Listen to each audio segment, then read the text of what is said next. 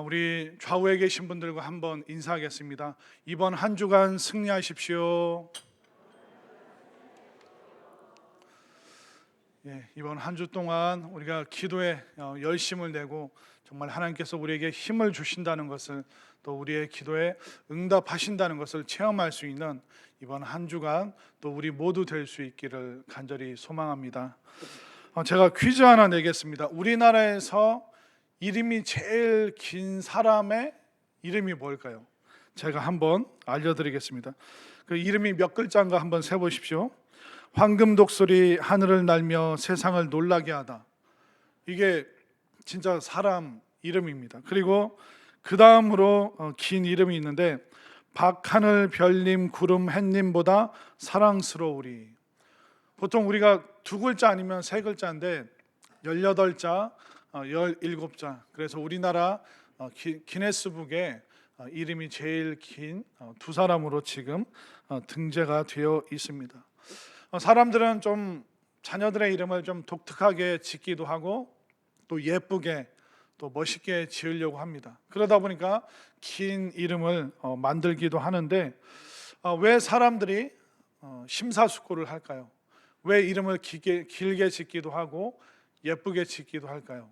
그것은 바로 그 이름이 그 사람 자체를 말하고 있기 때문에 이름을 좋게 또 멋있게 또 예쁘게 지으려고 하는 것입니다. 그러다 보니까 이름이 우리 자체이기 때문에 우리는 아무에게나 우리 이름을 알려주지 않습니다.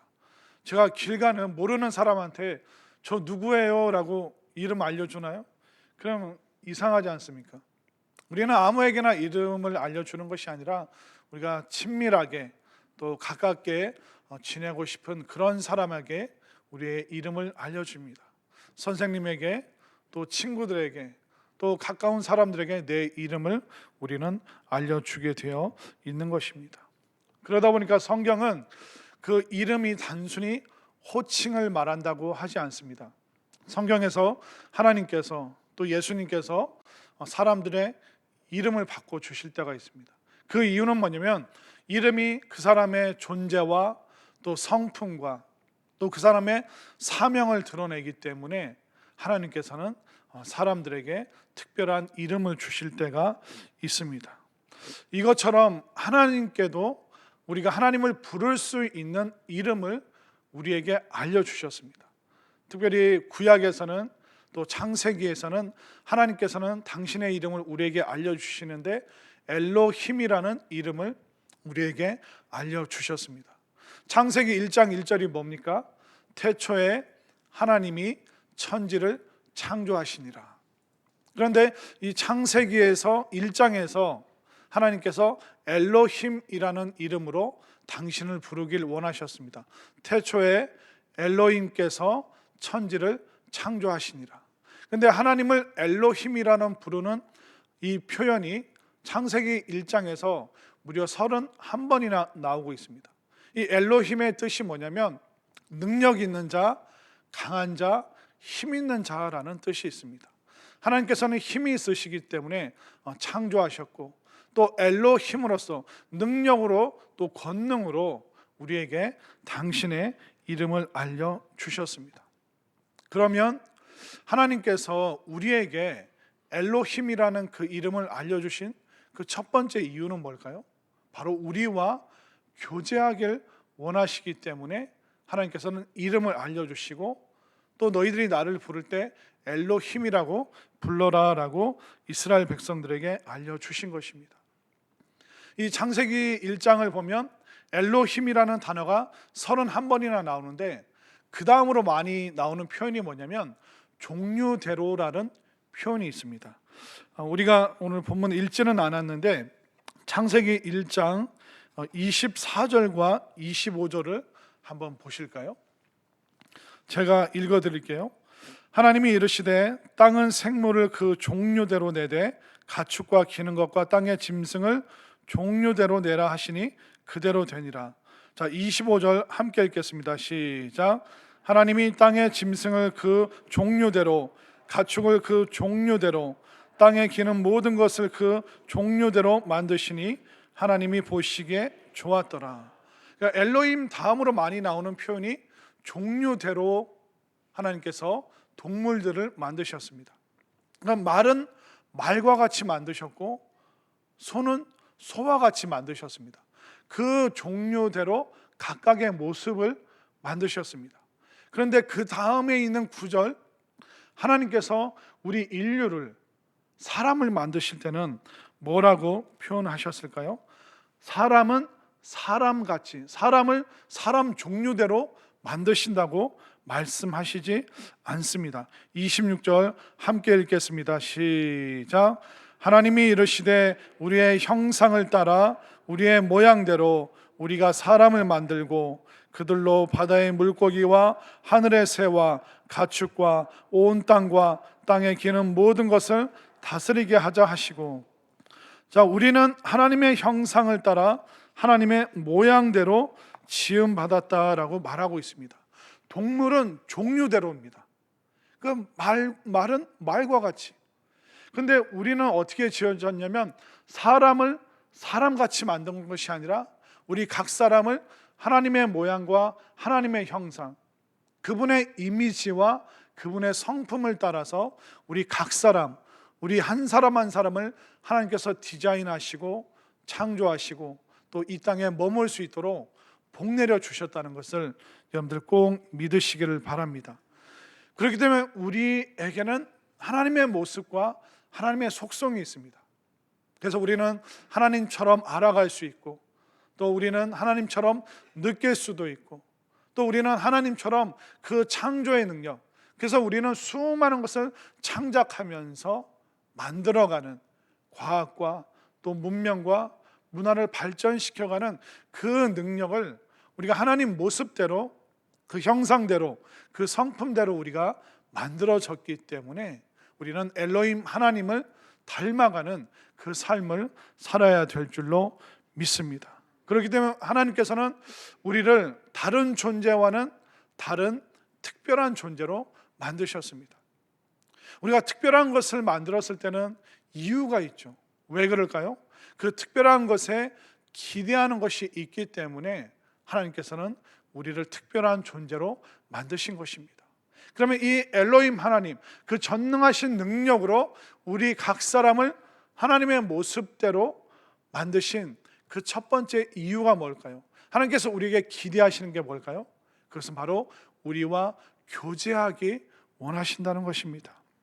하나님께서는 우리와 인격적인 사귐을 하길 원하십니다. 하나님께서는 우리를 공동체로 부르셨습니다. 27절 말씀을 한번 볼까요?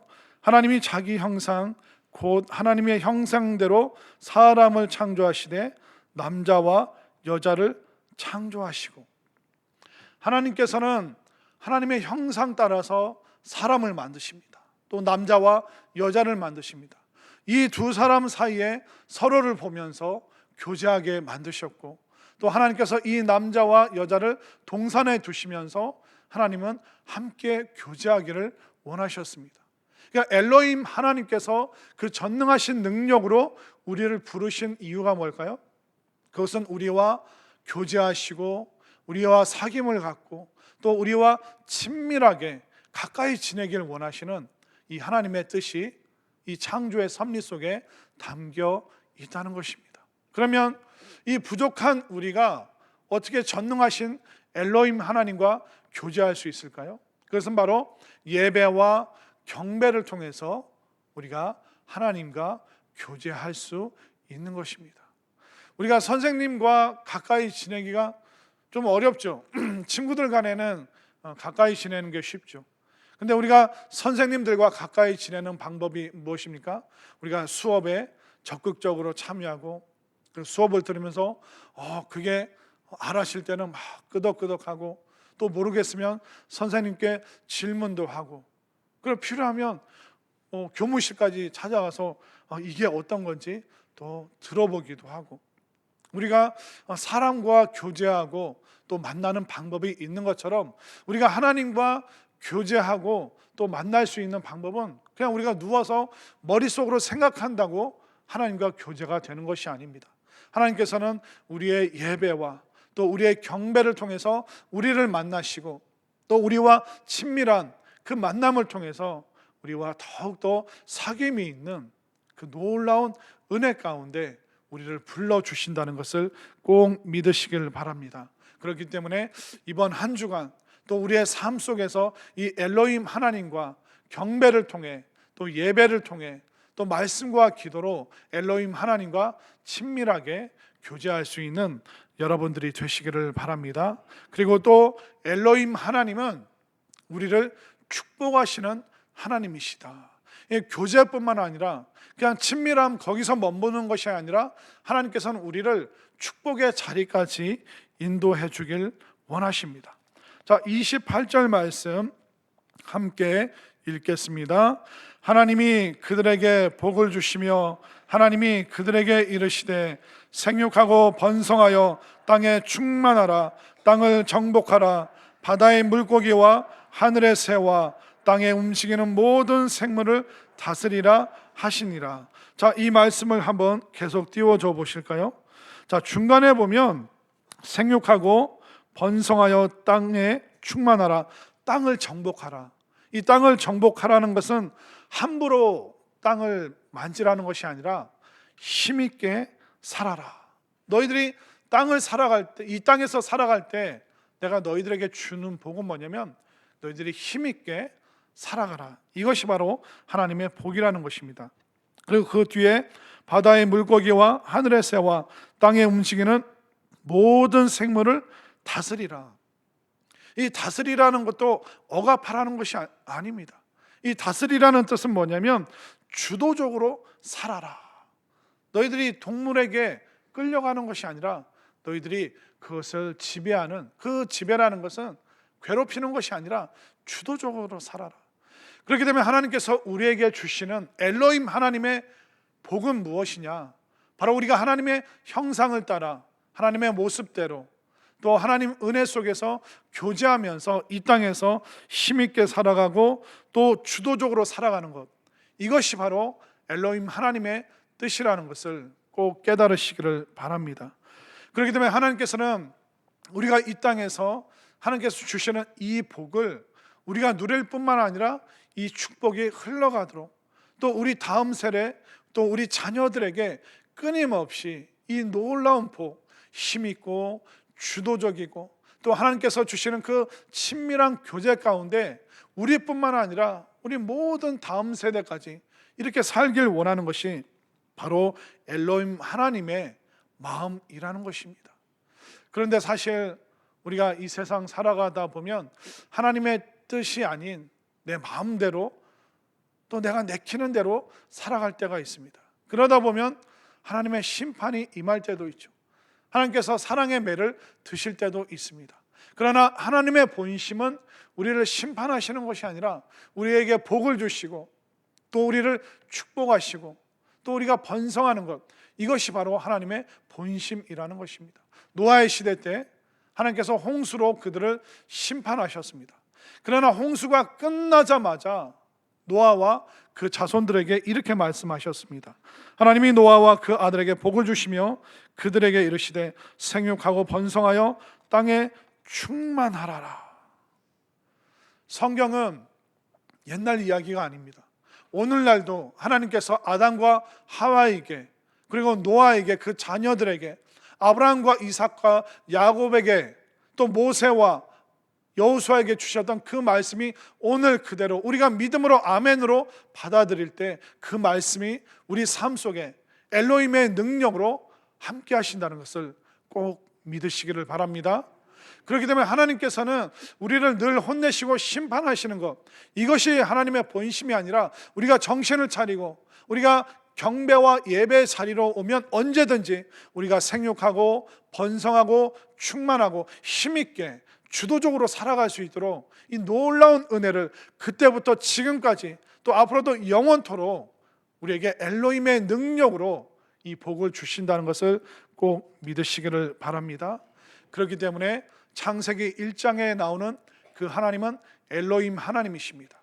그 엘로힘, 그 능력의 하나님께서는 우리와 친밀한 교제, 우리가 예배와 경배를 통해서 하나님과 친밀해질 때 하나님의 그 본심, 하나님께서 우리를 향해서 뜻하시는 바 바로 복을 주시고 생육케 하시고 번성케 하시고 우리가 이 땅에서 힘있게 또 주도적으로 살아갈 수 있도록 늘 능력을 베풀어 주시기 때문에 우리가 세상 살아가면서 힘들고 어려울 때도 있지만 이 엘로힘 하나님을 의지하면서 친밀함을 회복하시고 또 이 땅에서 축복을 받아서 누리고 경험하고 또 끊임없이 전수할 수 있는 이 놀라운 은혜와 복이 우리 모두에게 차고 넘칠 수 있게 되기를 간절히 소망합니다. 우리가 이 마음 가지고 함께 찬양하시겠습니다.